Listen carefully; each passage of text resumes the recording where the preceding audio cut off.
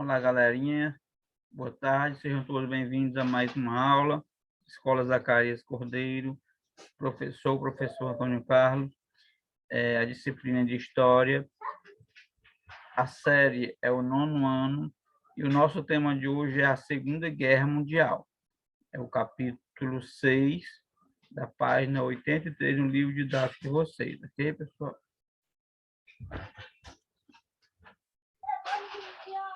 O caminho sem volta. Em 1938, as forças alemãs ocupam a Áustria, anunciando a anexação da Áustria à Alemanha. O próximo passo do governo da Alemanha nazista foi mobilizar tropas para a fronteira com a Tchecoslováquia, com a intenção de anexar os Sudetos, região do território tcheco habitada por maioria alemã. A ameaça contra a Tchecoslováquia levou os governos da Alemanha, da Itália e da França e da Grã-Bretanha a se unirem na Conferência de Munique em 1938. O encontro estabeleceu a anexação dos Sudetos à Alemanha. Um ano depois, Hitler apossou-se do restante do território tcheco, enquanto a Eslováquia declarou sua independência e alinhou-se aos nazistas. A invasão da Polônia no início da guerra. Após a invasão da Tchecoslováquia, os governos da França e da Grã-Bretanha assinaram um acordo com a Polônia, que lhes garantia todo o apoio possível no caso de invasão alemã. Hitler, contudo, confiante de que os franceses e britânicos não iriam à guerra, ordenou a invasão da Polônia, que ocorreu em 1º de setembro de 1939. No entanto, 2 dias depois, Grã-Bretanha e França declararam guerra à Alemanha, dando início à Segunda Guerra Mundial. A ocupação nazista da Polônia foi devastadora. Em um ano, cerca de 400.000 poloneses foram levados à Alemanha para trabalhar em regime de semi-escravidão. Além disso, os alemães aplicaram com ferocidade na Polônia ocupada a política nazista da solução final, ou seja, de extermínio dos judeus. Para isso, isolaram os judeus em guetos e construíram campos de concentração, onde os prisioneiros, a maior parte dos judeus, mais tarde comunistas, ciganos e homossexuais, realizavam trabalhos forçados e eram executados.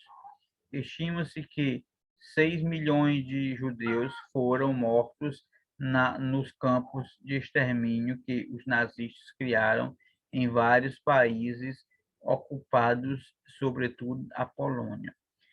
Então, pessoal, os nazistas, infelizmente, tinham a mente maligna e prendiam as pessoas, principalmente os judeus, colocavam nos campos de concentrações, que era tipo encercados, que ninguém fugia desses campos de concentrações. Muitos deles eram mortos nas câmaras de gases ou em choques elétricos. Então, eles eram eletrocutados e morriam por consequência desses choques. Então, infelizmente, é uma mente brilhante, só que a serviço do mal. Hitler foi um dos grandes líderes mundiais assim na questão de construir o mal, fazer maldade, planejar o mal, tomar território através de guerra, ok, pessoal? O avanço do eixo. Os combates entre os aliados pela França e pela Grã-Bretanha, e as forças do eixo começaram, de fato, em 1940, quando os alemães partiram para a conquista da Escandinávia, no norte da Europa. A campanha da Escandinávia foi rápida e, em maio de 1940, Noruega e Dinamarca já estavam ocupadas pelas forças alemãs. Enquanto as tropas ainda lutavam na Noruega, Hitler iniciou a operação para a conquista da França. Para atingir esse objetivo, os alemães direcionaram tropas para os territórios belga e holandês, atraindo para lá boa parte das forças franco-britânicas.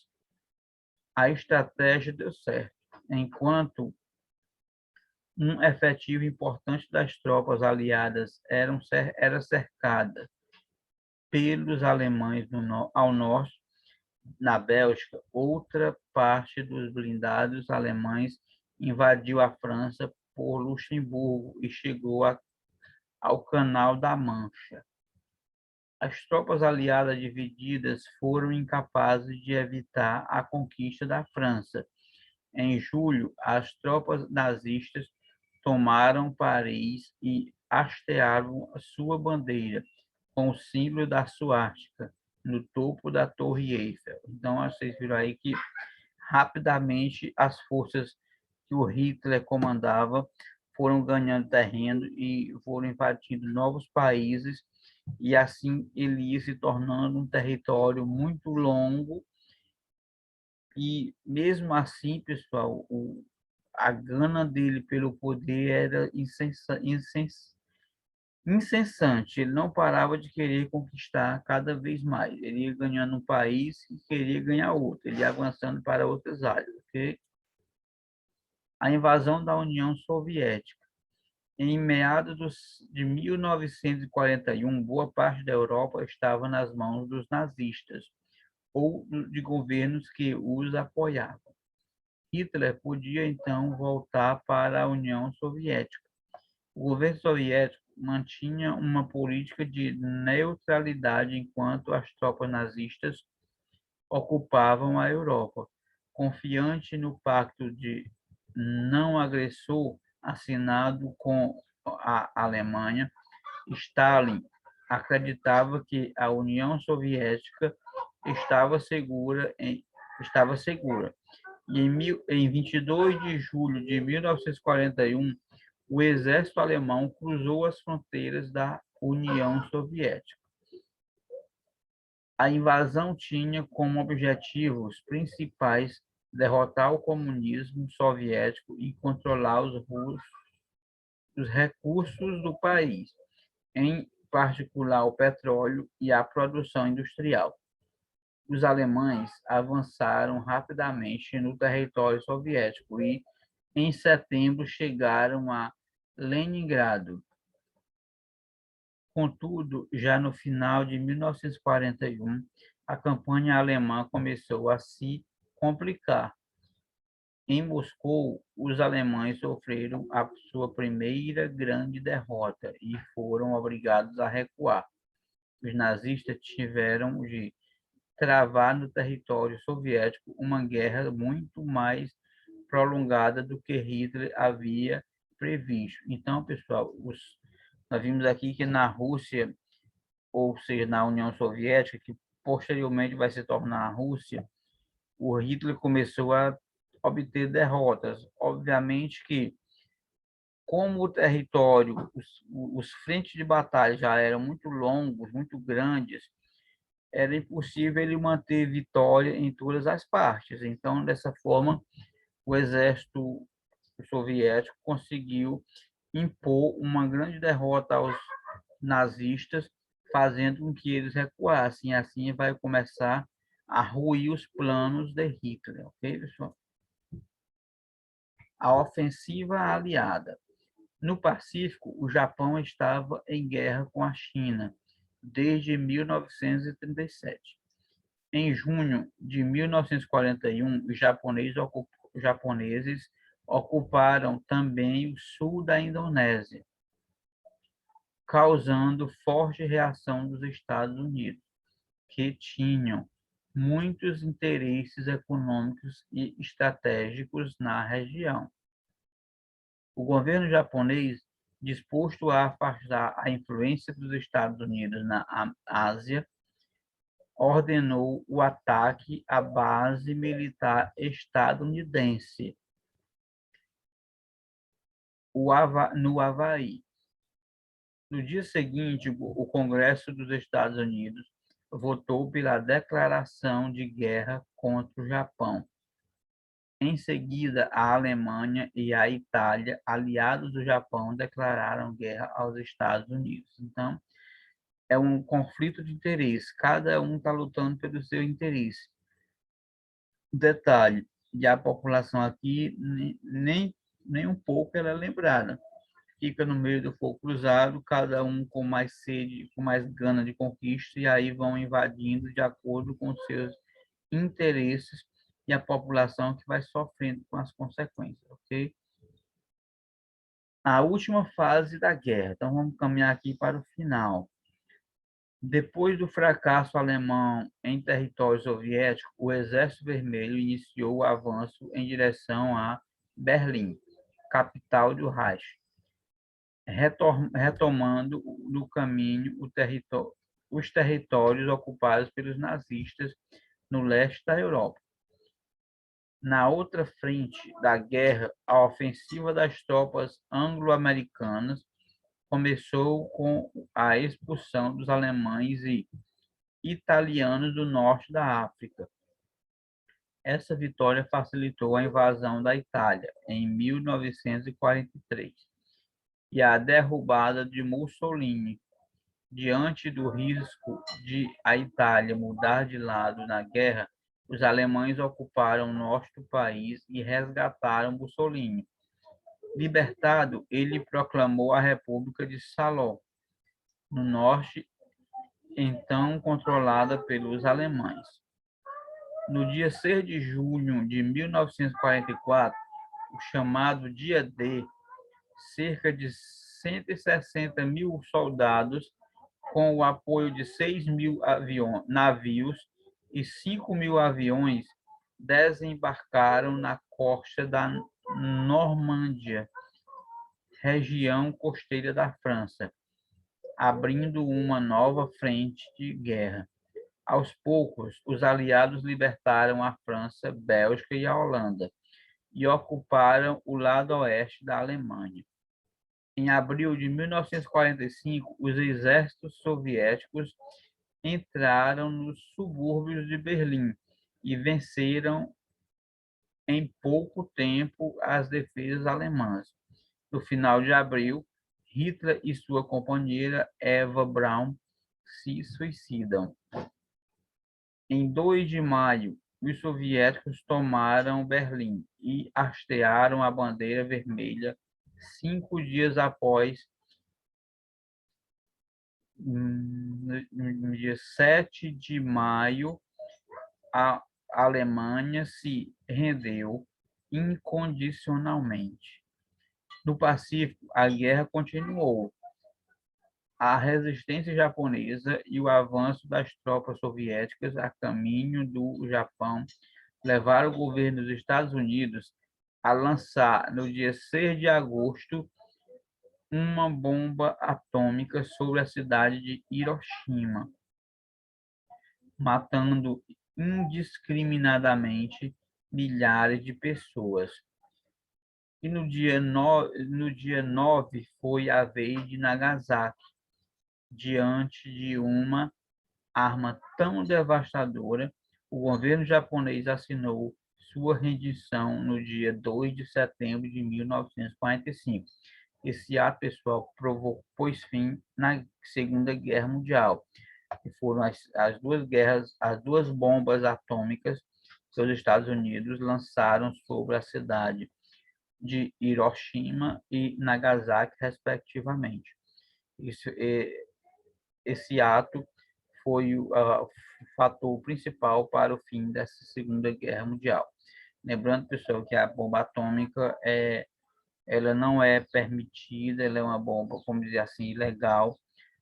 Poucas nações podem construir esse tipo de armas e, por esta razão, por ela ser muito devastadora, não é nem o fato da explosão em si, mas os gases que ela leva, pessoal, a radioatividade que ela provoca, ela vai matando as pessoas ao longo dos anos.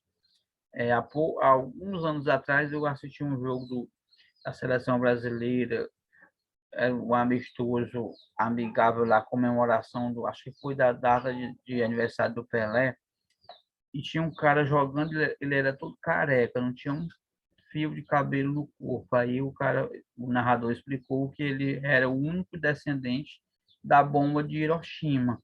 Ele ainda sofreu os efeitos da radioatividade e uma das reações, ele perdeu todos os pelos do corpo.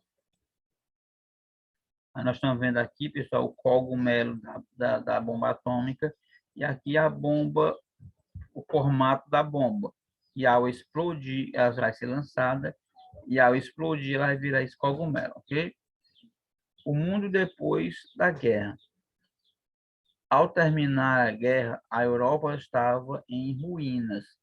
Importantes cidades como Stalingrado e Kiev, na União Soviética, Berlim, na Alemanha, Varsóvia e Polônia, foram destruídas pelos bombardeiros. Cerca de 60 milhões de pessoas morreram na guerra, 20 milhões somente na União Soviética.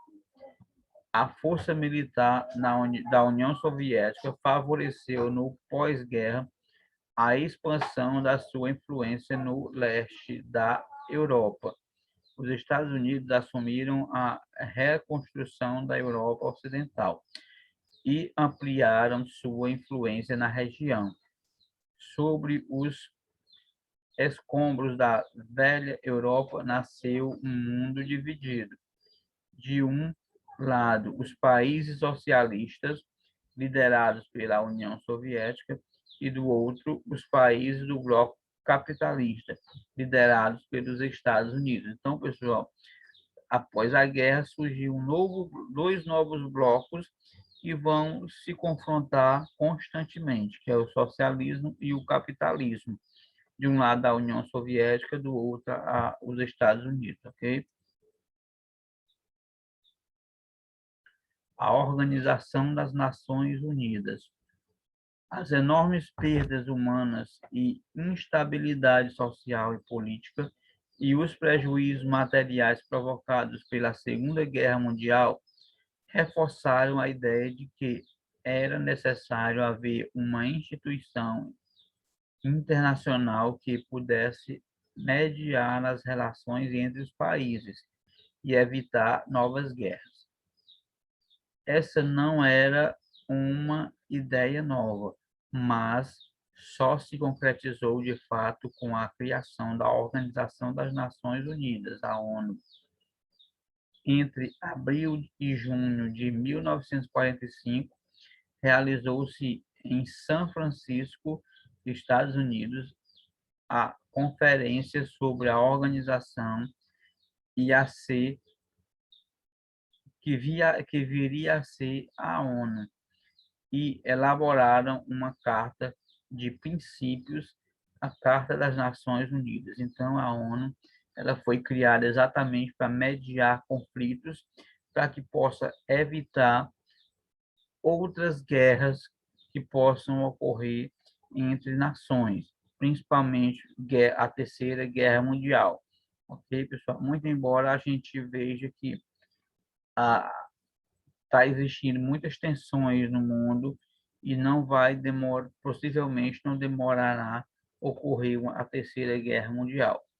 Lembrando que se houver a terceira, vai ser muito mais catastrófica do que foi a segunda, devido às tecnologias já utilizadas, vai ficar muito mais potência a usar as armas químicas, ok, pessoal? Então, por hoje é só.